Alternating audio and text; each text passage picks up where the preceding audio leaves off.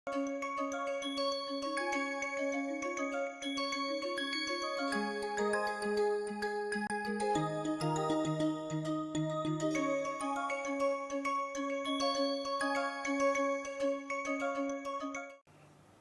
we are here into fifth lecture of week 1, that is introduction of prognostics and health management systems approach. This lecture will be discussing, so far we have discussed in last 2 or 3 lectures the systems approach, how we can implement, because that is that is at the core when we implement PHM at the plant level. Okay, so now in this lecture we will be discussing or rather we are giving an overview of PHM. Okay, so let's move to the first slide. Before I go ahead, I will give you background. The prognostics and health management or prognostic itself is inspired from the healthcare of ecosystem, like how the physician when a patient comes to them, they see temperature, they see the heartbeat, they see so many other parameters, and accordingly they perform the diagnostics. So what they are doing is diagnostics, and then they give management part, that is they give some medicine and will tell you come back after 3 days, 2 days or whatever. If it is a serious illness, they will admit in the hospital. So again, it is a part of the management. So in prognostics also we are trying to do this same thing. In fact, doctors also will, if there is a serious illness, doctors or physician will tell you that you have 1 year or you have 6 months or you have 2 years. Probably they are giving qualitatively the remaining life remaining with the patient, how long he will survive. But in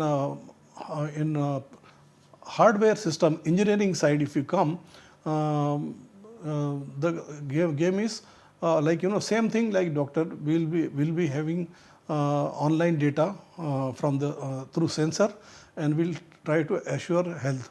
And as we have this thing that normally the healthy signal will go for a long time, like 10 years, 15 years, 17 years to 20 years.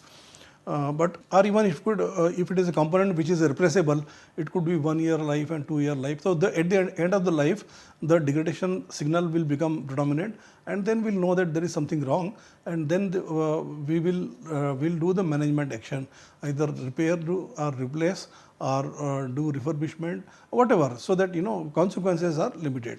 So it is a basically inspiration from the but then there are some challenges, or rather now this era is very competitive. It says no for any failure. So PHM provides a very good mirror to say that okay, you can avoid a failure, but you have to invest so much on this implementing the PHM, especially for the component which matters to you. In risk significant or operational significant component you identify and tell us, and we will implement it.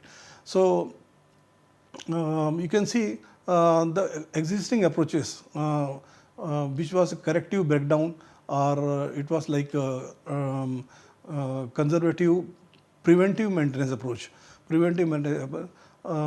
then in preventive maintenance approach, it was so happening that lot of remaining life was not being used, and that was maintenance means it is an intervention. It brings sometimes it requires the plant shutdown. So that was something was to be addressed, So condition based maintenance came into it. So condition based maintenance, what it does is, we have a sensor on this, it monitors the degradation level, but no information on remaining useful life. So PHM with a system approach integrates, in fact it integrates the whole plant.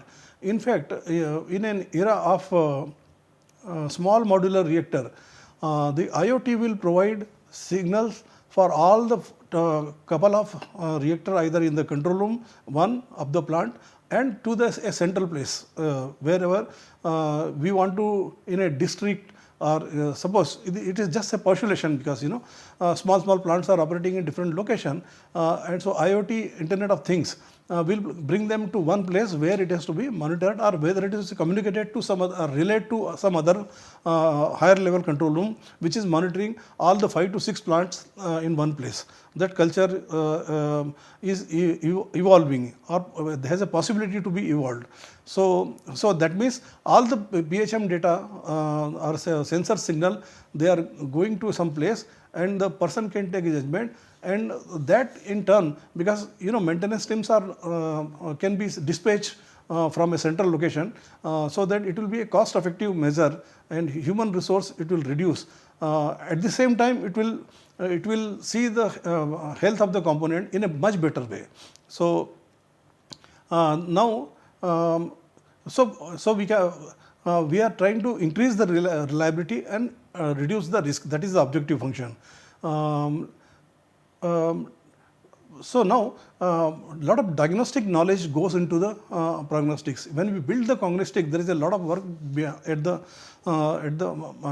before PHM starts.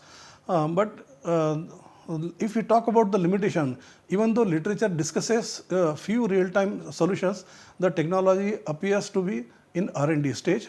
So I would say when you become part of this lecture, probably a 10 to 20% component you can have for yourself to perform R&D. If you are a postgraduate or graduate level student or scholar, then you can get benefited directly in terms of R&D insight into the implementation of PHM. So that is one thing.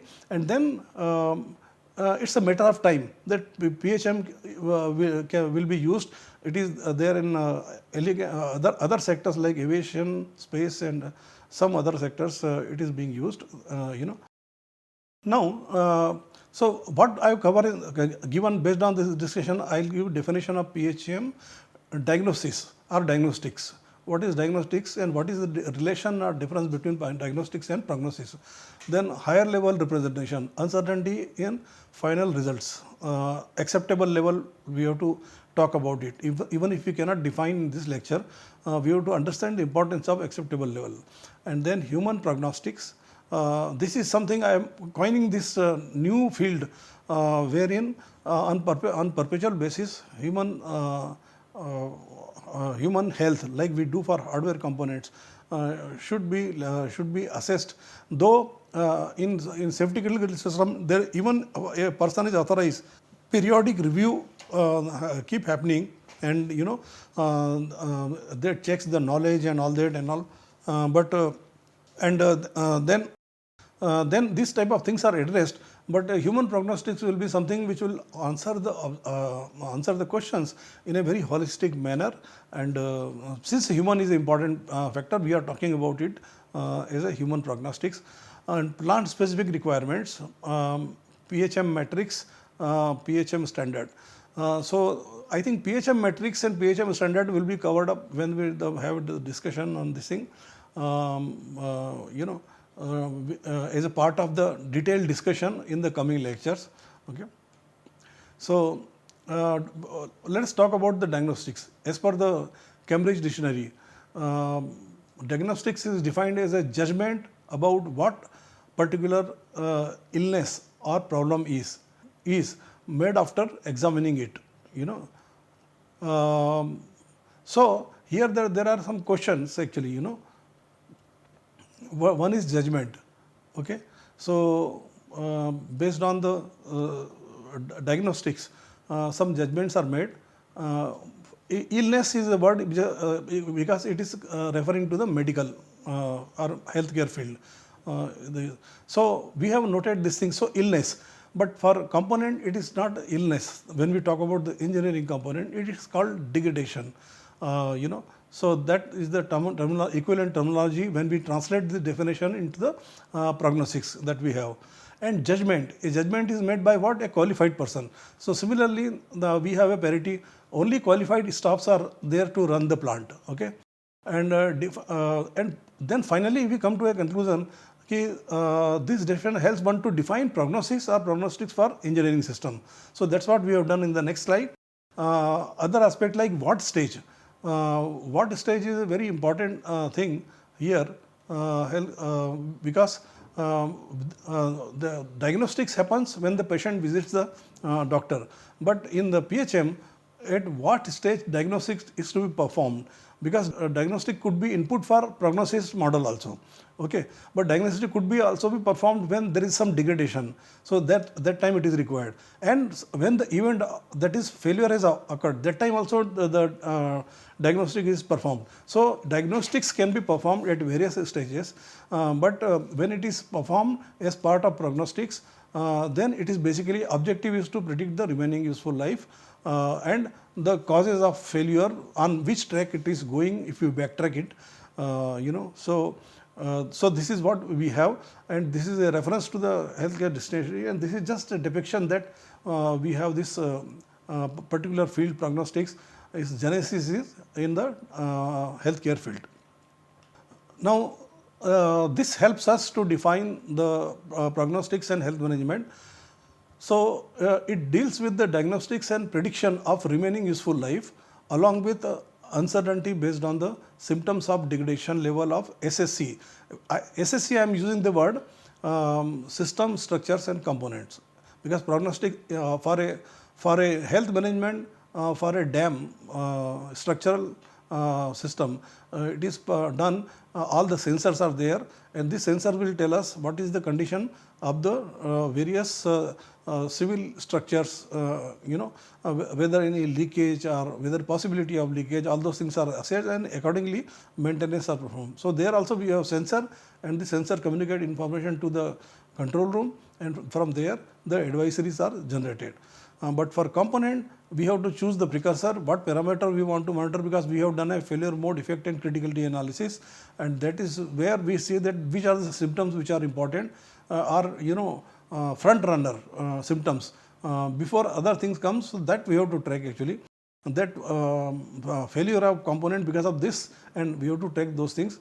In terms of loss of, now the consequences can be, failure can cause loss of reliability or increase in risk, and they should be eliminated altogether or mitigated in an engineering system. So this is the definition of prognostics for us. It is holistic, it is covering essential points, okay, and this, with this definition we can go ahead. In the absence of this definition, we cannot go ahead to the detailed discussion on the prognostics and health management. Of course, there are PHM standards that define the PHM definition, and we'll get back to when the subject comes, and we'll compare how we have derived this definition, how it is meeting our purpose and all. And then if you have to understand what is prognostics, then this is a simple process diagram, okay. So here we have this sensor. You have, here I have seen written NPP, nuclear power plant, but it could be any plant actually. So NPP SSC, system, structures and component for prognostics. The candidate components, the sensor signals, it forms a precursor parameter which is monitored online, and then based on that analysis, this is there are 2 or 3, 4 stages of this, and because it is basically done in intelligent manner. So artificial neural network and this pre-processing, feature extraction, those phenomena, and finally RUL signals are generated, and this RUL signals are tracked. Now you have to understand here that this increase in thing, it has been shown here at the clip of the curve. Otherwise, this curve was coming very straight, like at one level only, because the component was healthy. So we have shown a part of the curve relevant for our discussion and understanding and analysis. So now the degradation thing has gone up. You can see here this signal was going down, again coming back and all that. So it takes time for one to understand whether it is a failure, it is recovering, degradation level has come down here. But again, if you see, essentially it is going up and all that. It happens sometime for the best case that, if the crack was there, crack will remain subcritical, and sometimes it will not increase, it remain in that stage. So, but when it becomes supercritical, like that it is going and all, then it becomes a problem and tracking is required. So now where you have to put intervention, you have to put a line and all that. because you cannot allow a component to fail. If some small repair action replacing some component can be done easily and can plant, so we have to resort to those kind of things. So the end of life trend is remaining useful life trends are there, and as we know that this we are dealing in a random domain, so there will be a uncertainty associated with the prediction. So this is the mean value, which one curve I am showing. If I show lower curve and upper curve, so that means 5% and 95% curve. So it will say mean value is this one, this much. This is mean value, and 5% lower one and 95%. So 90% confidence interval it is called. So uncertainty will be characterized. And finally, it is application in ORCOM. ORCOM is risk-based in-service inspection, then tech spec optimization, operation maintenance procedure, regulation, all those things. So we have this one. So same thing I have used here. Sensor requires are developed through using FMEA is a failure mode, mechanism and effect criticality analysis. And prognostics or algorithms are used, AI/ML algorithm as I mentioned here, they are used to get that figure.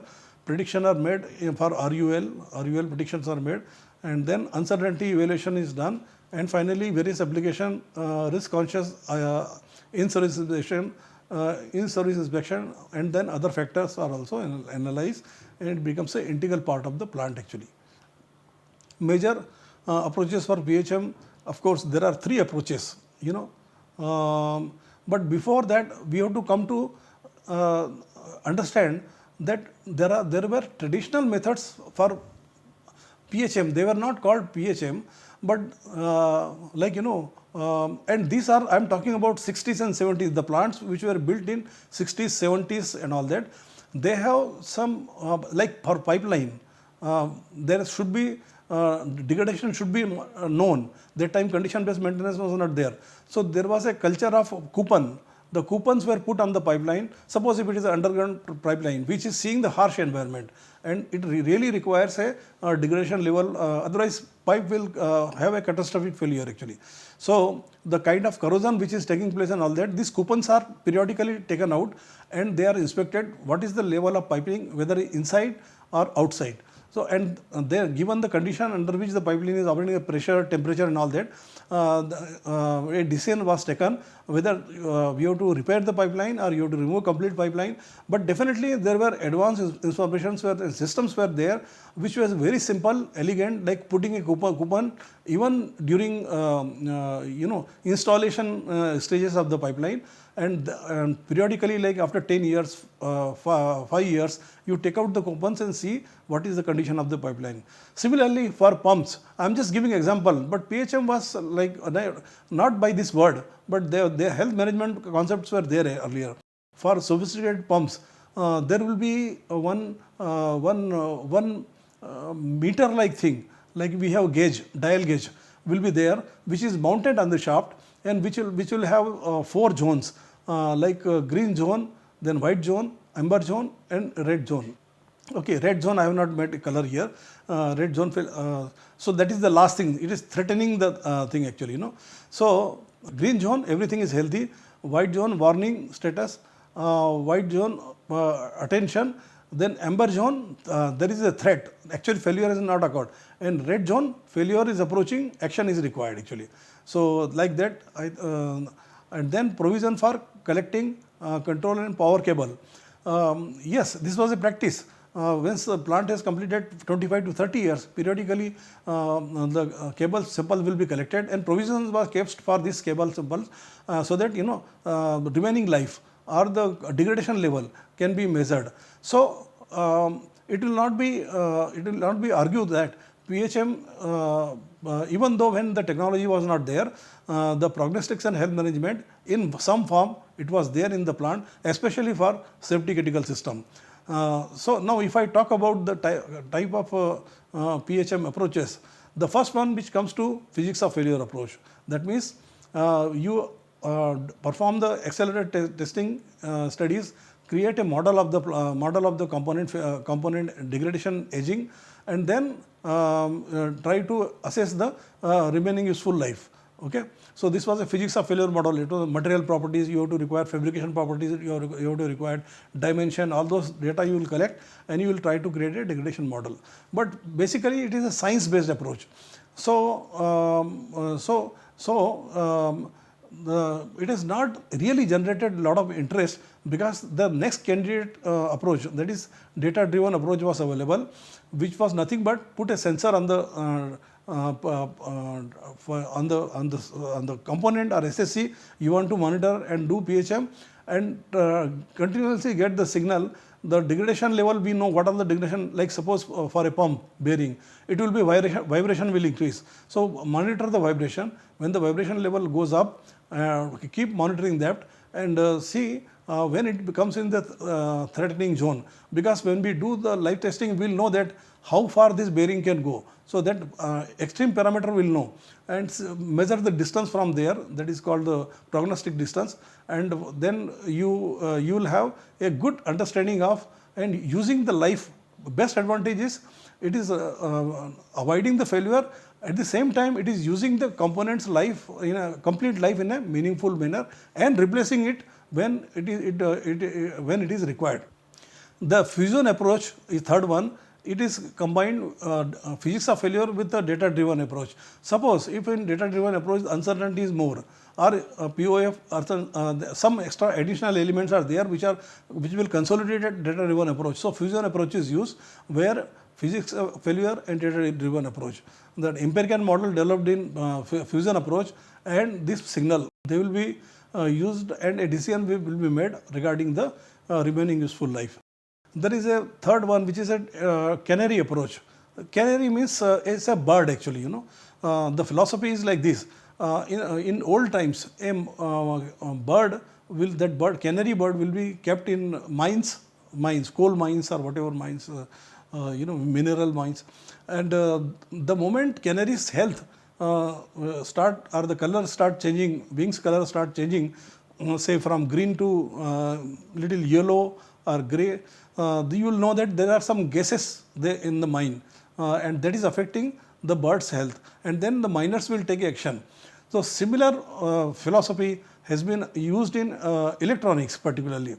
On the board, a canary will be placed for which all the scientific studies have been done and remaining life has been brought to such a level that before the board failure, this particular component will fail, whichever is the critical component, that will whichever the critical components.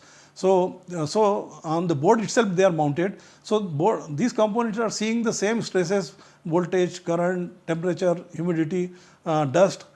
So degradation will be there, but then they are designed in such a manner that the canary will fail before the way it used to happen in mine, then the complete board failure. So these are the 4 approaches that we have on PHM. And role of AI, it's not a role of AI. The PHM program, if we leave the physics based approach, it is built on this ANN only, ANN ML, and sometimes we go to deep learning. Deep learning is ANN contribution is more, and along with that there are some statistical methods that are there that will help you in pre-processing of data. Like suppose the data have different ranges and all that. So normalization will be done. Normalization form part of this thing. Then if you have to use a signal in certain range only, it is not going. So we will put it into 0 to 1 range. This is called again normalization only. So pre-processing of information, removing the noise from the data, it is again pre-processing. Then feature extraction, which features are more important for us, we will take those things and feed it to ANN finally. So before that 2 layers will be there, that is feature extraction, and before that pre-processing. Okay, and then ANN will feed. You can see here 2 hidden layers are kept here. So now we have this technology, the information will be extracted at the hidden level itself, so that we get useful information which will help us in deciding this thing. This is one advancement that has happened. Okay, and then finally results will be predicted. That is what is the remaining useful life, and maybe given uncertainty and all that. So these are the things. So ANN plays central role or you can say artificial intelligence plays central role, because finally there is after this a decision has to be taken. So decision will be rule based approach, or it could be fuzzy logic approach. So intelligent systems play along with the statistical systems role for prognostics, which is critical to accuracy of the prediction. And then typical applications of this thing is system level, aviation, defense, logistic, wind turbine, nuclear. These are the potential area. Aviation, they are using it. Defense, wind turbines, there are some examples. Nuclear also, there are some examples. And then if we talk about the system structures and component, then structural health monitoring, dams and all, pump and motor bearing, mechanical component, electrical component, gearbox, piping, and then compressors. There are diaphragm compressors where you can have this leakage of anything, and then you will know that the diaphragm is going to fail. A sensor is kept. If oil comes into that sensor, so it is basically giving, it is a part of condition based maintenance. It doesn't give RUL, but it is a useful thing actually. And there are a lot of advances in electronics. In fact, PHM has evolved a lot in electronics, like switch mode power supplies, capacitors, then lithium ion batteries.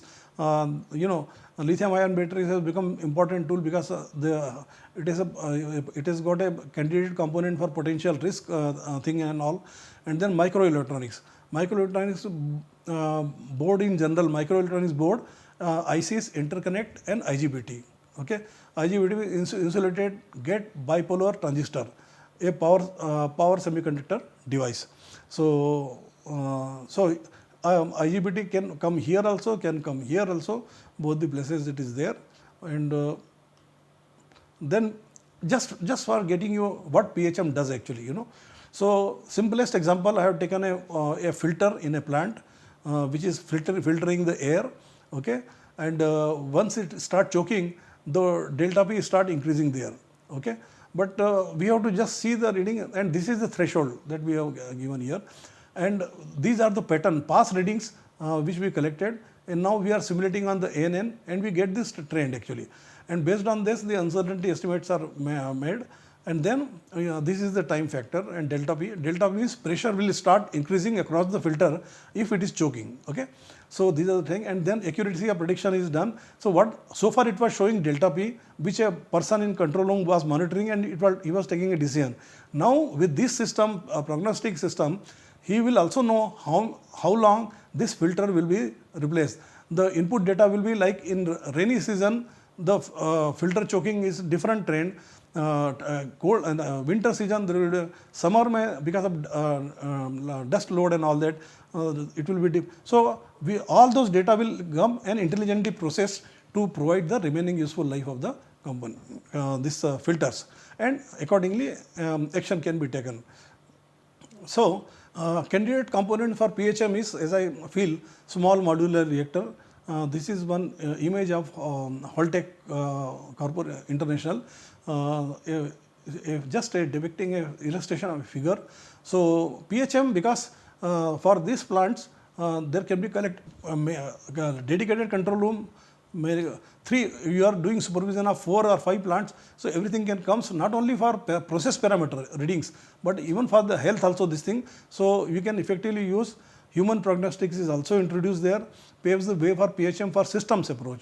PHM application has been understood to be the small modular reactor, one of the candidate component, at least I feel, because we are using passive system. But passive system means they should be always, health should be ensured, and for that we have this thing, prognostics and health management effective.